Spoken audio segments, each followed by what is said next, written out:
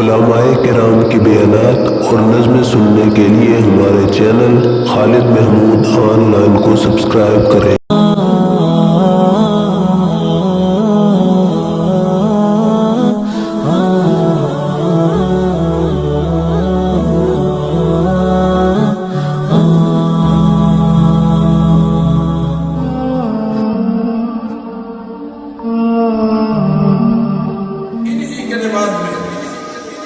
دعوت خطاب دینے کے بعد شیخو پورا سے تشریف لائے ہیں حضرت مولانا ابو بکر شیخو پوری صاحب دامت برکات العالیہ کو تشریف لائے اور اپنے خیالات کا اظہار۔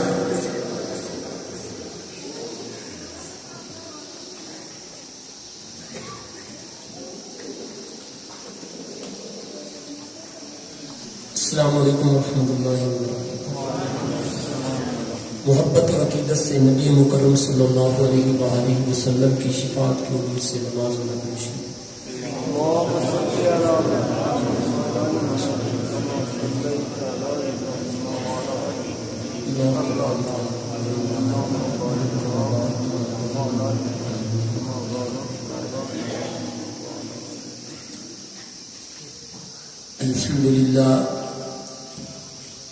الحمد لله وكفى والصلاة والسلام على سيد الرسل وخاتم الأنبياء الذي يسمع صلاة الحاضر في روضة الخضراء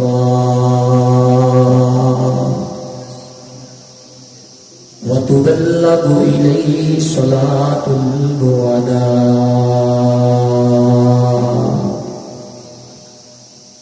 وعلى آله وأصحابه الذين هم نجوم الهدى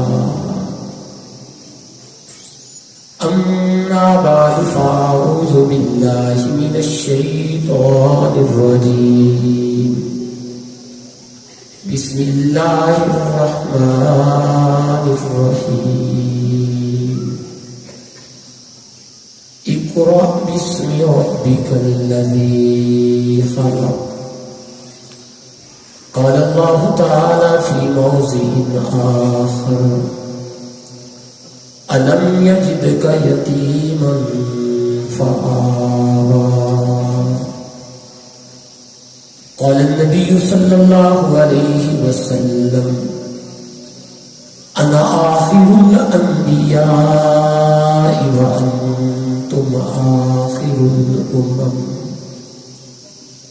وقال النبي صلى الله عليه وسلم إن الله اختارني واختار لي أصحابي أو كما قال رسول الله صلى الله عليه وسلم صدق الله العظيم وصدق رسوله النبي الأمي الكريم۔ حضور آئے تو چمکی فکر انسانی کی تنویریں صلی اللہ علیہ وسلم۔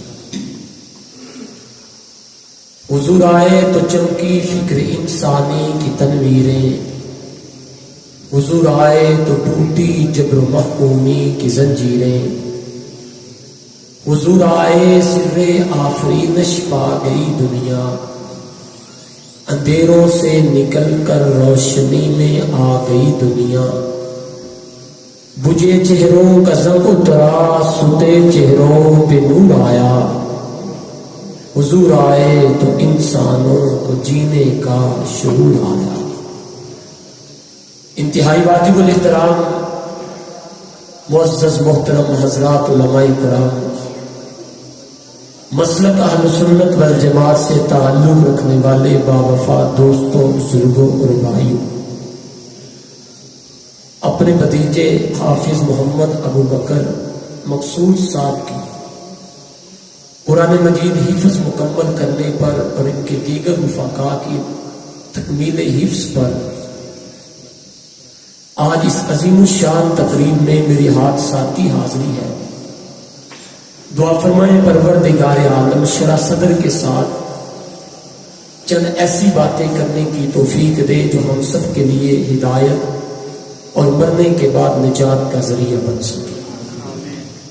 مجھ سے قبل حضرت آپ سے فرما رہے تھے کہ آپ اپنا جمود تھوڑا سا توڑے، سردی کوئی جنوری فروری والی نہیں ہے کہ جس کی وجہ سے آپ اتنے جمے بیٹھے ہیں کہ بالکل آپ ایسے ہو چکے ہیں جیسے برف میں لگے ہوئے۔ بلند آواز سے کہیں سبحان اللہ۔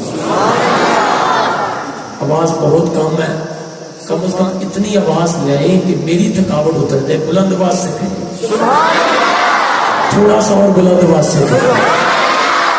میرے دوستو، انتہائی اختصار کے ساتھ دو باتیں عرض کروں گا۔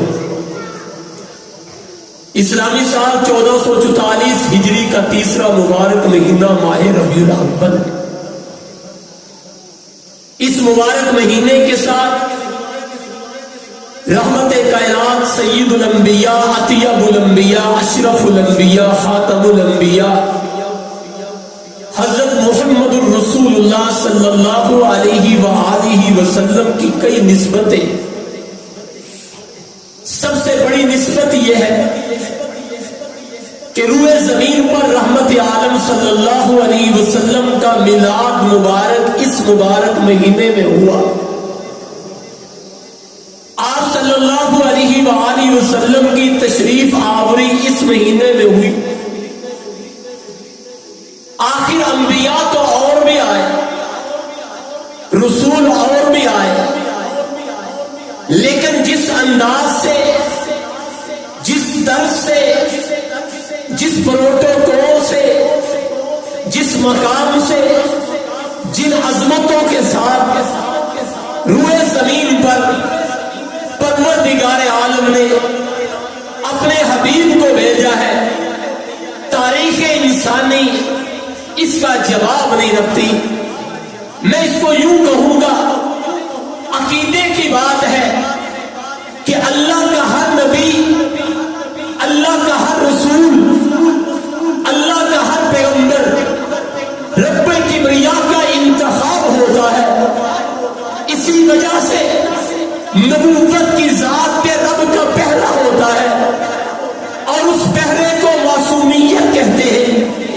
اہل سنت کا عقیدہ یہ ہے کہ جو نبی ہوگا وہ معصوم ہوگا، جو معصوم ہوگا وہ نبی ہوگا۔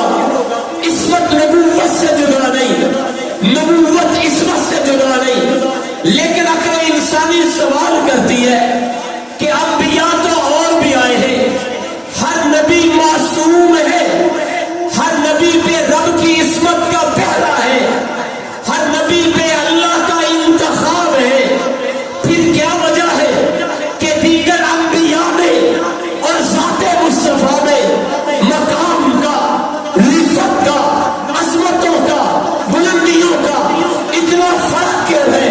تو میں اپنے ذوق میں کہنا چاہتا ہوں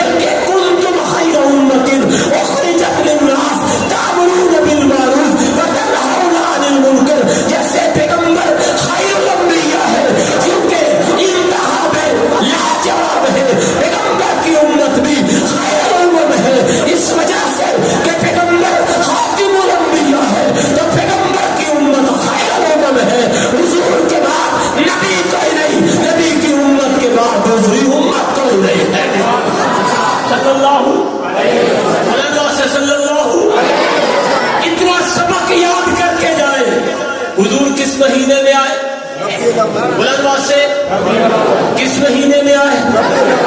یہ رمضان بھی آلہ ہے، رمضان بھی، ماہ محرم بھی آلہ ہے۔ میں سوچ میں پڑا، سیرت کی کتابیں پڑھنے لگا، اللہ میرے آقا رمضان میں آتے نا، میرے آقا ماہ محرم میں آتے۔ میں نے سوچا، سمجھا، پڑھا، عقل انسانی تھک گئی، کیا وجہ ہے؟ صرف ایک بات سمجھ میں آئی، اگر میرے آقا ماہ رمضان میں آتے، کوئی کہتا مصطفیٰ کو صلی اللہ علیہ وسلم رمضان کی وجہ سے عزت ملی، اگر میرے آقا ماہ محرم میں آتے، کوئی کہتا حضور کو عزت ماہ محرم کی وجہ سے ملی۔ ربا یہاں ماجرا کچھ اور ہے، معاملہ کچھ اور ہے۔ مجھے یوں لگتا ہے مشیت کہتی ہے شیخ عمری، آج یہاں شاریاں آزاد کشمیر میں آنے والوں کو بتا، اگر میرے پیغمبر ماہ محرم میں آتے، دنیا والے کہتے حضور کو مقام محرم کی وجہ سے ملا، میرے آقا ماہ رمضان میں آتے، انسانی عقل کہتی پیغمبر کو مقام رمضان کی وجہ سے ملا۔ میں دنیا والوں کو بتانا چاہتا ہوں، ان کو مقام ان کی وجہ سے ملا ہے، نہ کہ ان کا مقام ان کی وجہ سے بڑا ہے۔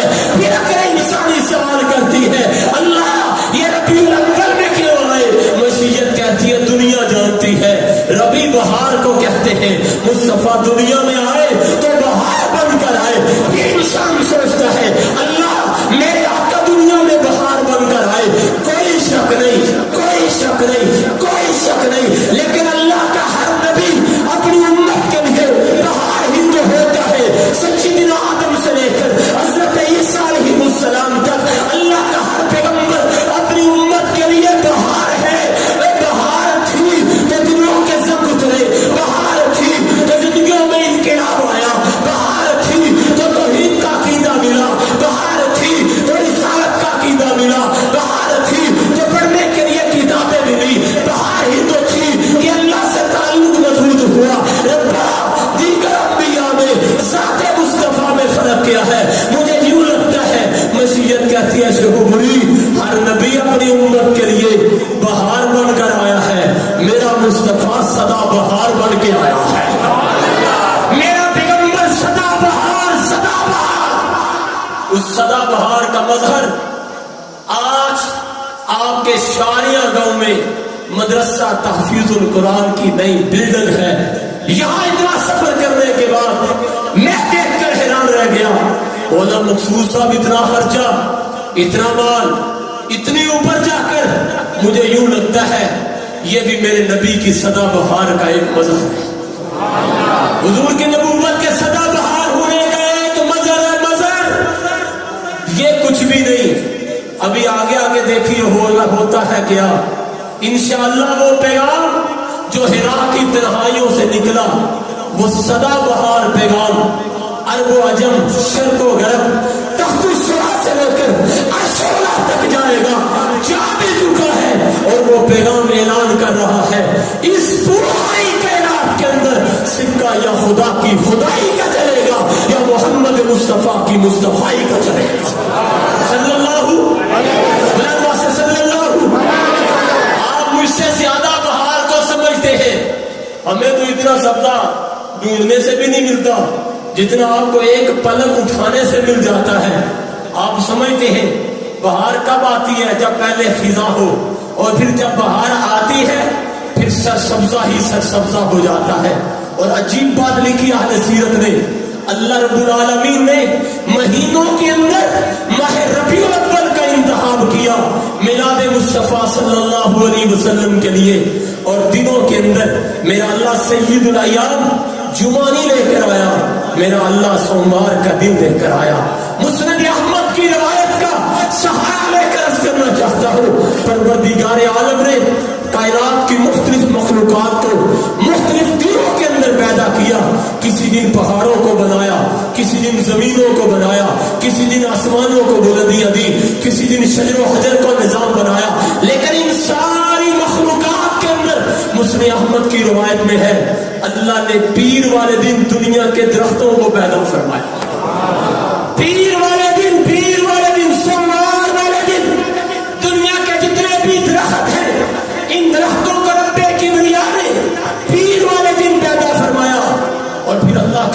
نظام ہے. درخت سرسبز ہوتا ہے, شاداب ہوتا ہے. درخت کو دیکھ کر آنکھیں چندیاتی نہیں بلکہ آنکھوں میں نور آتا ہے, دل میں سرور آتا ہے. میں ایک حصی مثال دیتا ہوں. آدمی اپنے گھر میں, اسکول میں, کسی جگہ پر, کسی مقام پر پریشان بیٹھا ہو, اسے پوچھو کہاں جانا ہے, پریشان کیوں ہے؟ کسی ہوٹل میں تجھے کھانا کھلاؤں, تجھے کسی ریسٹورنٹ میں لے کر چلوں, تجھے کسی اور جگہ لے کر چلوں؟ وہ کہتا ہے یار دل کرتا ہے ایسی جگہ پہ جاؤں جہاں شادابی ہو, ایسی جگہ پہ جاؤں جہاں ہریالی ہو, ایسی جگہ پہ جاؤں جہاں سبزہ ہی سبزہ ہو. میں وہاں جاؤں گا, میں اپنی آنکھوں سے سبزہ دیکھوں گا, میں اپنی آنکھوں سے ہریالی دیکھوں گا.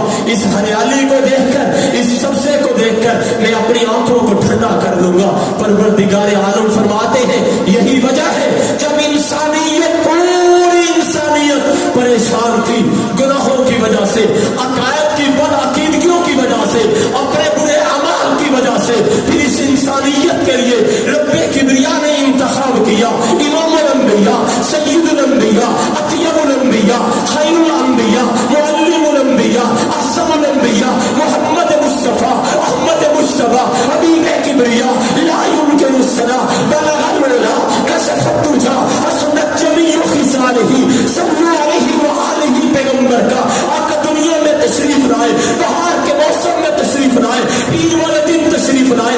انسانیت کو نصیحت پیغمبر میسج دینا چاہتی ہے, اور دنیا کے بیماروں, اور دنیا کے تنگ دستوں, اور دنیا کے پریشان حالوں, تم جن جن پریشانیوں میں مبتلا ہو, ہر پریشانی کا علاج میرا پیغمبر لے کر آیا ہے. اب اس پیغمبر کی تعلیمات کو, اس پیغمبر کے پیغام کو پڑھ کر اپنی زندگیوں کے اندر لے آؤ, اپنی زندگیوں میں زندہ کر لو. اس پیغام کو پڑھنا تمہارا کام ہے, عمل کرنا تمہارا کام ہے. جس رب نے پیر والے دن حضور کو پیدا کر کے ربیع الاول میں حضور کا میلاد کروا دیا ہے, اگر اس پیغام پہ عمل کرو گے پھر ان الذین آمنوا وعملوا الصالحات کانت لهم جنات الفردوس نزلا. اس پیغام مصطفیٰ پر عمل کرنا تمہارا کام ہے, مرنے کے بعد جنت دینا میرا کام ہے. اللہ جنت سے راستہ, جنت تو ہم سب کے لیے راستہ کر چکا ہے, اہل ایمان کے لیے راستہ کر چکا ہے. اب دوسری بات سمجھنے والی یہ ہے, اس انتخاب لاجواب پیغمبر محمد الرسول اللہ صلی اللہ علیہ وآلہ وسلم, سارے پڑھو بھی صلی اللہ, بلند سے صلی اللہ, بلند سے صلی اللہ, بلند سے صلی اللہ. کبھی کبھی بلکہ میں کہتا ہوں ہر مرتبہ جب بھی درود شریف پڑھا جائے, کیا پڑھا جائے؟ بلند سے. اللہ رب العالمین نے اپنے نبی سے بڑا پیار کیا ہے, بڑا پیار کیا ہے. سب کہو اللہ, بلند سے. شریعت کہتی ہے جل جلالہ کہہ لے ٹھیک ہے, نہ کہتا بھی ٹھیک ہے. رب العزت کہہ لے تب بھی ٹھیک ہے, نہ کہتا تب بھی ٹھیک ہے. اللہ تعالیٰ کا لفظ آگے جملہ بڑھا لے, لفظ بڑھا لے تب بھی ٹھیک ہے, نہ بڑھاؤ تو تب بھی بولیے گا. جب باری اللہ کے حبیب کی آئی, میں کہتا ہوں انتخاب لاجواب کی آئی صلی اللہ, تو پھر رب کہتا ہے نہ نہ نہ, تیرے منہ سے محمد نکلے تو صلی اللہ علیہ وسلم بھی نکلے. لنوا سے جب تیرے منہ سے جب سے اس میں محمد نکلے, تیرے منہ سے اس میں مصطفیٰ نکلے, تو ساتھ صلی اللہ علیہ وسلم بھی نکلے. اللہ نے درود کو حضور کی ذات کے ساتھ ایسا جوڑا, صدیاں گزر گئی, زمانے گزر گئے, قرن گزر گئے.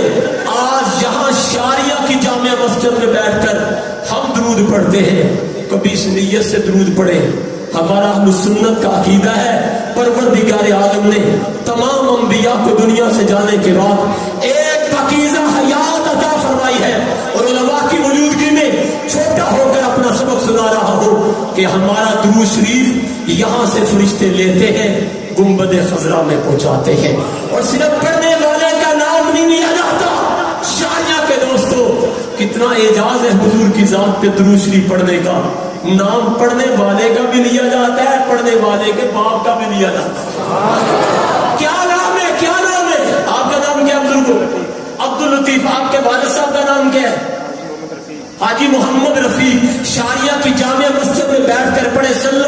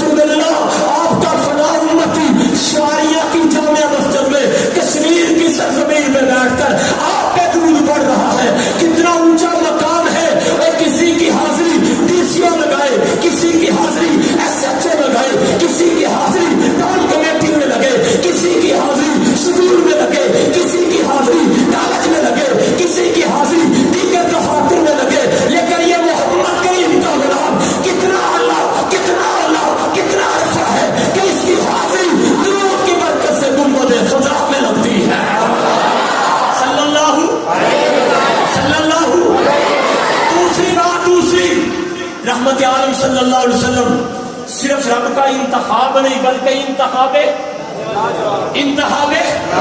लाजवाब किसे कहते हैं? जिसकी कोई मिसाल ना हो, जिन जैसा कोई भी, और अल्लाह से जिन जैसा कोई भी नहीं है, कोई भी नहीं है। अल्लाह ने किसी को हुजूर जैसा बनाया ही नहीं है। और ये उलमा तशरीफ फरमाए हैं, मेरे मसलक का फख्र है, मेरे मसलक का एजाज है। हमारा ये अकीदा है, हुजूर जैसा हुजूर से पहले भी कोई नहीं, बाद में तो कोई तसव्वुर भी नहीं किया जा सकता। क्यों? सारे अंबिया मुख्तदी है, मेरे आका सबके इमाम है। सारे आका, सारे अंबिया हुजूर के पीछे खड़े हैं, आका सबसे आगे खड़े हैं। सारे अंबिया क़यामत के दिन जवाब दे देंगे, मैं नहीं सिफात कर सकता, मैं नहीं सिफारिश कर सकता, मैं नहीं अल्लाह की बारगाह में गुजारिश कर सकता। सिर्फ ज़ाते मुस्तफ़ा है सल्लल्लाहु अलैहि वसल्लम। जब सारे सबसे कट कर ज़ाते मुस्तफ़ा की तरफ आएंगे तो रहमत आलम फरमाएंगे अना लहा, अना लहा, अना लहा। और दुनिया इंसानियत कहाँ फिरती रही हो इस सिफारिश के लिए, इस मकाम महमूद के लिए, तो रब्बे किबरिया ने मेरा इंतखाब किया है। मेरे दोस्तों, हुजूर का पैगाम क्या है? वो हिरा की तन्हाइयों से शुरू हुआ, बच्चे से लेकर जवान तक, जवान से लेकर बूढ़े तक, हर मर्द से लेकर औरत तक, उस पैगाम को हर इंसान ने याद किया। वो क्या है? पहली वही क्या है? बोलिएगा क्या है? बुलंदवा से क्या है? सारे बड़ों में क्या है? यहाँ सवाल पैदा होता है। मौलाना नदवी रहमतुल्लाह ने लिखा, अल्लाह रब्बुल आलमीन ने ये नहीं फरमाया वसल्ली पढ़िए, ये नहीं फरमाया ओबुद इबादत कीजिए। सबसे पहली वही मेरे मुस्तफ़ा का सबसे पहला पैगाम। हुजूर भी लाजवाब है, इंतखाबे लाजवाब है, और हुजूर पर सीने पे उतरने वाला कलाम भी इंतखाबे लाजवाब है। हुजूर जैसा भी कोई नहीं, हुजूर जैसी कुरान जैसी किताब भी, बुलंदवा से कुरान जैसी किताब भी कोई नहीं, कोई नहीं, कोई नहीं। आज बड़े बड़े फलासफर, बड़े बड़ी डिग्रियां देने वाले, बड़े बड़े उहदों पे फायज लोग मिलेंगे। क्या किया है? पीएचडी की है, क्या किया है? एमफिल किया है, क्या किया है? डॉक्टर बना हो, क्या किया है? तबीब बना हो। मैंने कहा सारी किताबें जितनी मर्जी याद कर ले, जितना मर्जी रट्टा लगा ले, कब्र में किसी किताब के बारे में सवाल नहीं होगा। जन्नत में कोई किताब नहीं पढ़ी जाएगी। ये उलमा इसी बात की मेहनत कर रहे हैं। ये मदारस का वजूद यही मेहनत है कि उस लारैल किताब को भी इतना तो याद कर लो, इतना तो याद कर लो, इतना तो सीनों में महफूज कर लो कि परवरदिगार आलम का दीदार हो, ज़ाते मुस्तफ़ा सल्लल्लाहु अलैहि वसल्लम का दीदार हो, तो हुजूर के दीदार के वक्त हमारी जुबानों पे रब का कुरान होना चाहिए। कम अज कम इतना तो याद कीजिए ना। और ये सिर्फ कुरान है, कुरान जो ना बदला है, ना बदलेगा, ना बोलो बोलो, ना बदला है, ना बदल रहा है, ना बदलेगा। जुमला दूसरा देता हूं, इसने कल भी इंसानों को बदला, खुद ना बदला। आज भी इंसानों को बदल रहा है, खुद नहीं बदल रहा। कल आने वाले में इंसानियत को बदलेगा, खुद कभी भी नहीं बदलेगा। और यही एजाज कुरान का है जो बिहम्दिल्लाहि ताला अहले सुन्नत के मदारस में, अहले सुन्नत की मसाजिद में अहले ईमान के पास है, अहले ईमान के पास है, सिर्फ अहले ईमान के पास है। जो कहता है इसको नहीं मानते, रब उसका ईमान से ताल्लुक नहीं रखता, वो दूसरी तरफ चला जाता है। जिनका कुरान गार में छुप जाए उनका ईमान से क्या ताल्लुक है? ईमान का ताल्लुक उन्हीं के साथ है जिनकी जुबानों पे भी कुरान है, जिनके सीनों में भी कुरान है, जिनकी जुबानों में भी कुरान है, जिनके सीनों में भी कुरान है। मेरे दोस्तों, पैगाम आया क्या? पढ़िए, क्या कीजिए? मेरे पैगंबर, बोलो भाई बोलो, तर्जुमा तो पढ़ो। क्या कीजिए? क्या कीजिए? बिल्कुल आखिरी बात, क्या कीजिए? सवाल होता है, पढ़ने का हुक्म तो उसे दिया जाता है जो पढ़ा लिखा हो, जो क्या हो। मिसाल देता हूं, मिसाल, बच्चा कॉलेज यूनिवर्सिटी से पढ़ के घर आया, बाप ने पूछा कितनी जमातें? कहता जी 10। मैट्रिक। बाप बतौर इम्तिहान लेके कहता अच्छा ये पढ़ के दिखाना, ये क्या कर, तुझे आता है कि नहीं? جو دعویٰ کرتا ہے میں نے میٹرک کیا تجھے پاتا بھی ہے کہ نہیں آتا؟ پڑھنے کا تعلق پڑھے لکھے کے ساتھ ہے. اور ذات مصطفیٰ صلی اللہ علیہ وآلہ وسلم نبوت کی ذات ایک لمحے کے لیے بھی کسی کی شاگرد نہیں کرتی. جو شاگرد ہو وہ نبی نہیں ہوتا, جو نبی ہو وہ دنیا میں کسی کا شاگرد نہیں ہوتا. نبی کسی کا دنیا میں شاگرد, علماء سے نبی کسی کا شاگرد نہیں ہوتا. اور اگر کوئی کسی کا شاگرد بن جائے تو وہ نبی نہیں ہوتا, وہ نبی نہیں ہوتا. علماء سے وہ نبی نہیں ہوتا. اقرا پڑھیے, رحمت عالم صلی اللہ علیہ وسلم فرماتے ہیں مانا بھی پڑھے, جبریل میں پڑھنے والا نہیں. پھر کہاں پڑھیے, پھر کہاں پڑھیے. اللہ یہ پڑھنے پہ زور کیوں دیا؟ دو باتیں سمجھانا چاہتا ہوں. پہلی بات, اس کو پڑھو گے پھر عمل کی دولت بھی ملے گی. پہلی شرط کیا ہے؟ کیا ہے؟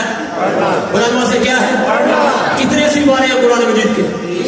مہینے کے دن کتنے ہیں؟ شہید اسلام حضرت مولانا محمد یوسف لدھیانوی نبر اللہ برکتہ نے لکھا, فرمایا ادھر سے مہینہ شروع ہو قرآن مجید کی تلاوت شروع ہو جائے, ادھر مہینہ مکمل ہو جائے تو قرآن مجید کی تلاوت بھی مکمل ہو جائے. ایک مہینے میں تو قرآن پڑھنا چاہیے کہ نہیں؟ قرآن واسے تھوڑی سی آپ کی تشکیل بھی کر دوں نا, پڑھنا چاہیے کہ نہیں پڑھنا چاہیے؟ جو کہتے ہیں کوشش کریں گے روزانہ ایک سپارہ پڑھیں گے, ہاتھ پر کوشش کریں گے روزانہ کتنے سپارے؟ ہاتھ نیچے کیجیے. میرے پیغمبر اس کو پڑھیے پڑھیے. رحمت عالم الاسلام پڑھنے والے ہو, قرآن جیسی کتاب ہو. پھر حضور نے قرآن پڑھا, کہاں کہاں پڑھا؟ خلوتوں میں پڑھا, جلوتوں میں پڑھا, ہر جگہ میدان میں پڑھا, گھر میں پڑھا, بازاروں میں پڑھا, میلوں میں پڑھا, رش میں پڑھا, تنہائی میں پڑھا, ہر جگہ قرآن پڑھا. پھر 40 سال مبارک عمر کے اندر جو پیغام شروع ہوا, پھر 23 سال کی جماعت ایک ایسی تیار ہوئی جس نے پیغام مصطفیٰ صلی اللہ علیہ وسلم کے اس پیغام کو سینے میں لیا, اپنے سینے میں لے کر حضور کی سیرت کا عملی مظہر بنے, وہ چلتے پھرتے شریعت کا نمونہ بنے. اس جماعت کو پیغمبر علیہ السلام کی جماعت صحابہ کہتے ہیں. پھر انہوں نے پیغمبر علیہ السلام کے اس پیغام کو اپنی عملی زندگیوں میں زندہ کیا. مشیت کہتی ہے یہی تو بات ہے, جب پڑھیں گے عمل کی دولت بھی ملے گی. میرے نبی جی آپ نے اس کو پڑھا, صحابہ کو پڑھایا, صحابہ نے پڑھا, تابعین کو پڑھایا, تابعین نے پڑھا, تبا تابعین کو پڑھایا, تبا تابعین سے چلتا چلتا آج وہ علماء امت تک پہنچا, اولیاء امت تک پہنچا. آج شاریاں گاؤں کے اندر بھی وہی قرآن پڑھا جا رہا ہے, وہی پیغام مصطفیٰ کی تعلیم دی جا رہی ہے. تو میرے دوستو آج ضرورت اس بات کی ہے کہ ہم اس پیغام کو سنیں, اس کو سمجھیں, اس پر عمل پیرا ہو اسی انداز کے ساتھ جس انداز سے رحمت کائنات صلی اللہ علیہ وآلہ وسلم کے صحابہ نے پڑھا. جب انہوں نے اس کے پیغام کو سنا اور سننے کے بعد اپنی زندگیوں میں زندہ کیا, پروردگار عالم فرماتے ہیں فَإِنْ آمَنُوا بِمِثْلِ مَا آمَنْتُمْ بِهِ فَقَدِ اهْتَدَوْا. اب قیامت تک سکہ چلے گا صحابہ کے ایمان کا چلے گا. اب جس نے بھی ایمان لانا ہے وہ میرے مصطفیٰ صلی اللہ علیہ وسلم کے صحابہ جیسا ایمان لے کر آئے, میں اس کا ایمان قبول کروں گا جو صحابہ جیسا ایمان لے کر آئے گا. پھر میں سوچ میں پڑا صحابہ جیسا ایمان کس کا ہو سکتا ہے؟ کون ایسا بندہ ہے جو کہ میرا صحابہ جیسا ایمان ہے؟ تو مجھے یہ بات سمجھ میں آئی, جس انداز سے جس طرح سے صحابہ ایمان لائے, جن جن چیزوں پر صحابہ ایمان لائے, ہر امتی کا حق ہے ان چیزوں پر اسی طرح ایمان لائے جیسے صحابہ ایمان لائے تھے. مثال دیتا ہوں, اصحاب مصطفیٰ نے رب العالمین کو کتنے رب مانے؟ ایک یا دو؟ بلندوا سے انبیاء کو معصوم مانا, قرآن کو آخری کتاب مانا. اصحاب مصطفیٰ نے دین کو کامل مانا, ناقص نہیں مانا. اور اصحاب مصطفیٰ نے شریعت کو آگے پہنچایا. اصحاب مصطفیٰ نے رحمت کائنات صلی اللہ علیہ وسلم کو روئے زمین پہ اللہ کا آخری نبی مانا, آخری معصوم مانا, آخری رسول مانا. وہ پیغام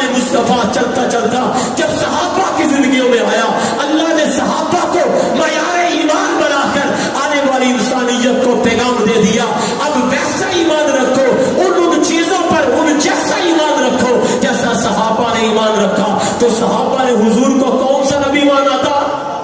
بلند بات سے اور اونچی بات سے اور اونچی بات سے، شاہیوں والے ٹھنڈے ہو گئے، بلند بات سے اور بلند بات سے، آخری نبی آخری نبی آخری نبی مانا ہے۔